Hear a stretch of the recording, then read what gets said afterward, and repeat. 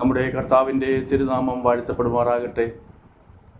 വാത്സല്യ സഹോദരങ്ങളെ, ദൈവത്തിൻ്റെ കൃപയാൽ നമുക്ക് പിന്നെയും കർത്താവിൻ്റെ സന്നിധിയിലേക്ക് അടുത്തു വരുവാൻ ഒരവസരം കൂടി ലഭിച്ചതിന് നമുക്ക് ദൈവത്തിന് നന്ദി പറയാം.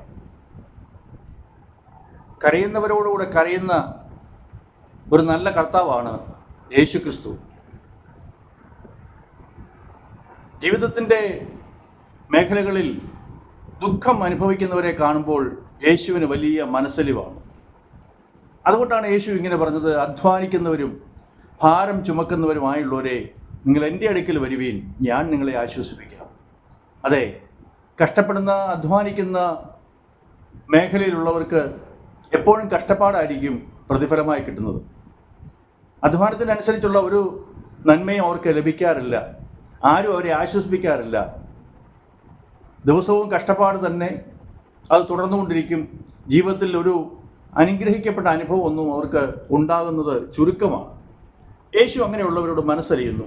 അവരോട് പറഞ്ഞിരുന്നത്, നിങ്ങൾ എൻ്റെ അടുക്കൽ വരുവിൻ, ഞാൻ നിങ്ങളെ ആശ്വസിപ്പിക്കാം. സ്തോത്രം. ലൂക്കോസിൻ്റെ സുവിശേഷം 7-ാം അധ്യായത്തിൽ നാം അതിൻ്റെ 11-ാമത്തെ വാക്യത്തിൽ യേശു നൈൻ എന്ന പട്ടണത്തിൽ കൂടി നടന്നു പോകുമ്പോൾ ഒരു ശവസംസ്കാരത്തിൻ്റെ വിലാപയാത്ര യേശുവിനെ എതിരെ വരുന്നത് കാണുവാനിടയായി. യേശു ആ വിലാപയാത്രയിലേക്ക് ചെന്ന് പരിശോധിച്ചപ്പോൾ പൊട്ടിക്കരഞ്ഞുകൊണ്ട് ആ ശവമഞ്ചത്തെ അനുധാവനം ചെയ്യുന്ന ഒരമ്മയെ കാണുവാനിടയായി. ആ അമ്മയുടെ ഏക ആശ്രയമായിരുന്ന മകൻ മരിച്ചുപോയി. ആ സഹോദരിയെക്കുറിച്ച് അവിടെ എഴുതി വച്ചിരിക്കുന്നത് അവർ വിധവയായിരുന്നു. ഇതിനർത്ഥം നല്ല പ്രായത്തിൽ തന്നെ ഭർത്താവ് ലോകം വിട്ടുപോയി. ഈ സ്ത്രീയുടെ, ഈ അമ്മയുടെ ഏക പ്രതീക്ഷയായിരുന്ന മകൻ ചെറുപ്രായത്തിൽ തന്നെ മരണത്തിന് കീഴടങ്ങിയെന്ന് ആ തിരുവചന ഭാഗം നാം വായിക്കുമ്പോൾ നമുക്ക് മനസ്സിലാകും. ആ അമ്മയുടെ നിലവിളിയും ആ മാറത്തടിച്ച് ഉള്ള കരച്ചിലും കണ്ട് യേശു മനസ്സലിഞ്ഞു. സ്തോത്രം. യേശു അങ്ങോട്ട് ചെന്ന് ആ ശവമഞ്ചം ചുമന്നുകൊണ്ട് പോകുന്നവരോട് പറഞ്ഞു, ഒന്ന് നിൽക്ക്,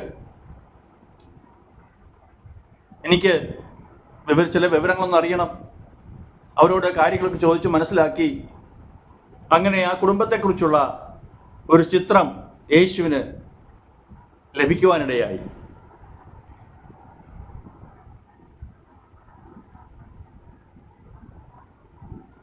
എന്നാൽ ആ കരയുന്ന മാതാവിനെ കണ്ടിട്ട് യേശു മനസ്സലിഞ്ഞു.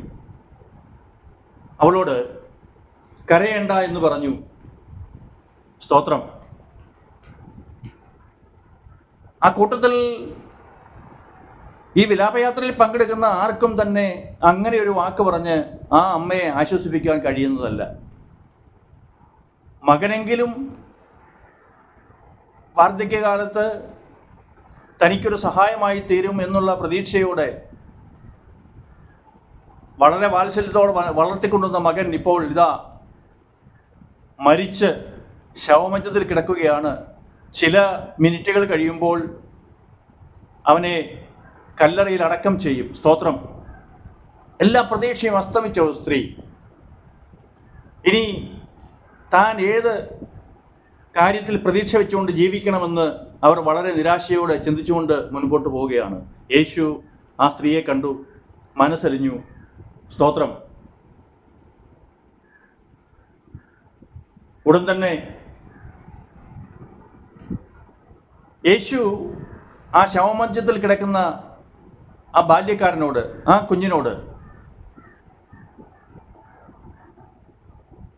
എഴുന്നേൽക്കുക എന്ന് ഞാൻ നിന്നോട് പറയുന്നു എന്ന് പറഞ്ഞു. സ്തോത്രം. ഉറങ്ങിക്കിടക്കുന്ന ഒരു കുഞ്ഞിനെയാണെങ്കിൽ നമുക്ക് തട്ടി ഉണർത്താം. ചിലപ്പോൾ യേശു ഈ ചെയ്യുന്ന പ്രവൃത്തി കണ്ട് അവിടെ ഉണ്ടായിരുന്നവർ അത്ഭുതപ്പെട്ടു പോയി കാണും. ഇതെന്തൊരു മനുഷ്യനാ, അവൻ മരിച്ചുവെന്ന് ഞങ്ങൾക്ക് എല്ലാവർക്കും അറിയാം. അവനെ കൊണ്ട് കല്ലറയിൽ അടക്കം ചെയ്യാൻ പോവുകയാണ്. ഇതാ ഈ മനുഷ്യൻ വന്ന് ഇങ്ങനെ പറയുന്നു, എഴുന്നേൽക്കുക. സ്തോത്രം. കാരണം പുതിയ നിയമത്തിലെ ആദ്യത്തെ മരിച്ച വ്യക്തിയെ ഉയർപ്പിക്കുന്ന യേശുവിൻ്റെ ശുശ്രൂഷയാണ് ഇത്. സ്തോത്രം. ഇതിനു മുൻപ് യേശു അങ്ങനെ ചെയ്തിട്ടുണ്ടായിരുന്നുവെങ്കിൽ ജനങ്ങൾ അത് വിശ്വസിച്ചേനെ. എന്നാൽ ഇത് അങ്ങനെയുള്ള ആദ്യത്തെ ഒരു ശുശ്രൂഷ ആയതുകൊണ്ട്, സംഭവമായതുകൊണ്ട് ജനങ്ങൾ അത്ഭുതപ്പെട്ടു പോയി. സ്തോത്രം. ഇതൊക്കെ കഴിഞ്ഞതിന് ശേഷമാണ് ലാസറിനെ ഉയർപ്പിക്കുന്നത്. ഇതാ ഉറക്കത്തിൽ കിടന്നിരുന്ന ഒരു കുഞ്ഞ് ഉണരുന്നത് പോലെ യേശുവിൻ്റെ വാക്ക് കേട്ട് ആ കുഞ്ഞ് ഉണർന്നെഴുന്നേറ്റിരുന്നു. സ്തോത്രം. എത്ര വലിയ അത്ഭുത പ്രവൃത്തിയാണ് യേശു അവിടെ ചെയ്തത്. സ്തോത്രം. കരയുന്നവരോട് മനസ്സറിയുന്ന ദൈവം, അനാഥരുടെയും വിധവമാരുടെയും ദൈവം, സാധുക്കളുടെ പ്രത്യാശയ്ക്ക് ഭംഗം വരുത്താത്ത ദൈവം, ഇത് യേശു അല്ലാതെ വേറെ ആരാണുള്ളത്? ഹല്ലേലൂയ. ആമേൻ. മരിച്ചവൻ എഴുന്നേറ്റിരുന്നു, സംസാരിക്കുവാൻ തുടങ്ങി. അവനെ അമ്മയ്ക്ക് ഏൽപ്പിച്ചു കൊടുത്തു. എല്ലാവർക്കും ഭയം പിടിച്ചു. സ്തോത്രം. പ്രിയപ്പെട്ടവരെ, ഇന്നും ഇതേ അത്ഭുതങ്ങളൊക്കെ നടക്കും, യാതൊരു സംശയവുമില്ല. യേശുവിൻ്റെ കരം കുറുകിപ്പോയിട്ടില്ല, യേശുവിൻ്റെ അധികാരത്തിന് കുറവൊന്നും സംഭവിച്ചിട്ടില്ല. പിന്നെ എന്തുകൊണ്ടാണ് ഇങ്ങനെയുള്ള അത്ഭുതങ്ങൾ നടക്കാത്തതെന്ന് ചോദിച്ചാൽ, മനുഷ്യരുടെ അവിശ്വാസ നിമിത്തമാണ് ഇത് നടക്കാത്തത്. യേശു മരിച്ചവരെ എല്ലാം ഉയർപ്പിക്കാനൊന്നും വന്നതല്ല. യേശു ഈ ഭൂമിയിൽ വന്നത് താൻ ആരാണെന്ന് തൻ്റെ അധികാരം കൊണ്ടും തൻ്റെ ശക്തി കൊണ്ടും ലോകത്തിന് വെളിപ്പെടുത്തി കൊടുക്കുവാനും, അപ്പോൾ തന്നെ പാപികളായ മനുഷ്യരെ നിത്യരക്ഷയിലേക്ക് വഴി നടത്തുവാനും വേണ്ടിയാണ് യേശു വന്നത്. സ്തോത്രം. അത് ജനത്തിനൊന്ന് മനസ്സിലാക്കി കൊടുക്കണം. വെറും വാക്ക് പറയുകയല്ല ചെയ്യുന്നത്.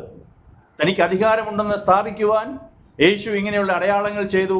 രോഗികളെ സൗഖ്യമാക്കി, മരിച്ചവരെ ഉയർപ്പിച്ചു, ഊമരെ സംസാരിപ്പിക്കുമാറാക്കി, കുരുടർക്ക് കാഴ്ച കൊടുത്തു, ചെകിടരുടെ ചെവി തുറന്നു കൊടുത്തു, മുടന്തരെ നടക്കുമാറാക്കി. അങ്ങനെയുള്ള എത്രയോ അത്ഭുതങ്ങൾ യേശു ചെയ്തു. സ്തോത്രം. ഇന്ന് ഈ സന്ദേശം കേൾക്കുന്ന നിങ്ങളിൽ ആരെങ്കിലും എൻ്റെ ജീവിതത്തിൽ യേശുവിനൊരു മാറ്റം വരുത്തുവാൻ കഴിയും, യേശു ഒരു വാക്ക് പറഞ്ഞാൽ എനിക്കൊരു വിടുതലുണ്ടാകുമെന്ന് ഉറച്ചു വിശ്വസിക്കുന്നുവെങ്കിൽ, നിങ്ങളുടെ പശ്ചാത്തലം ഏതുമാകട്ടെ, നിങ്ങളുടെ സാഹചര്യം ഏതുമാകട്ടെ, നിങ്ങളുടെ മതം ഏതുമാകട്ടെ,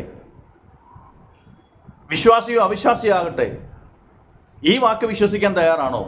എൻ്റെ ജീവിതത്തിൽ യേശുവിനോട് മാറ്റം വരുത്തുവാൻ സാധിക്കും, കഴിവും അധികാരമുണ്ടെന്ന് വിശ്വസിക്കുന്നുവെങ്കിൽ, ഇതാ ഒരു അത്ഭുതം നിങ്ങളുടെ ജീവിതത്തിൽ നടക്കുമെന്നുള്ള കാര്യം ധൈര്യത്തോടെ ഞാൻ പ്രസ്താവിക്കുകയാണ്.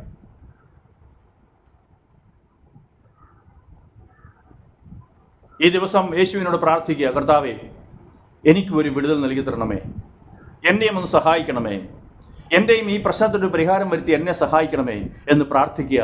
നിശ്ചയമായും ഉടൻ തന്നെ ഒരത്ഭുതം, ആമേൻ, ഹല്ലേലൂയ, അങ്ങനെ വിശ്വസിക്കുന്നവരുടെയും പ്രാർത്ഥിക്കുന്നവരുടെ ജീവിതത്തിൽ ഉടനെ നടക്കും, അത് കാണുവാൻ സാധിക്കുമെന്ന് ഞാൻ ഉറച്ചു വിശ്വസിക്കുന്നു. ആമേൻ. ഈ വചനം നിങ്ങളുടെ ജീവിതത്തിൽ പ്രാവർത്തികമായി, ഹല്ലേലൂയ, സ്തോത്രം, ആമേൻ, തീരട്ടെ എന്ന് ഞാൻ പൂർണ്ണമായിട്ട് വിശ്വസിക്കുന്നു. ഇത് അങ്ങനെ തന്നെ സംഭവിക്കും. നമുക്കൊരു വാക്ക് പ്രാർത്ഥിക്കാം. ഞങ്ങളുടെ നല്ല ദൈവമേ, സ്വർഗീയ പിതാവേ, അങ്ങേപ്പോലെ കാരുണ്യവാനായ ഒരു ദൈവം ഈ ലോകത്തിൽ വേറെ ഇല്ല എന്ന് ഞങ്ങൾക്കറിയാം. ഏത് മനുഷ്യനോടും മനസ്സറിയുന്ന അങ്ങയുടെ ഹൃദയത്തിൻ്റെ വിശാലതയോർത്ത്, ആർദ്രതയോർത്ത് ഞങ്ങൾ അങ്ങയെ സ്തുതിക്കുന്നു. കർത്താവേ, ആ അമ്മയുടെ ഏകമകനായിരുന്ന പൈതലിനെ അങ്ങ്, കർത്താവേ, സ്തോത്രം, ഹല്ലേലൂയ, ആമേൻ, ഉയർപ്പിച്ച് നൽകിയ ദൈവത്തിൻ്റെ വലിയ ആ വിശ്വസ്തയോർത്ത് ഞങ്ങൾ ദൈവത്തെ സ്തുതിക്കുന്നു. കർത്താവേ, സ്തോത്രം, അങ്ങേക്ക് ഒരു കാര്യവും അസാധ്യം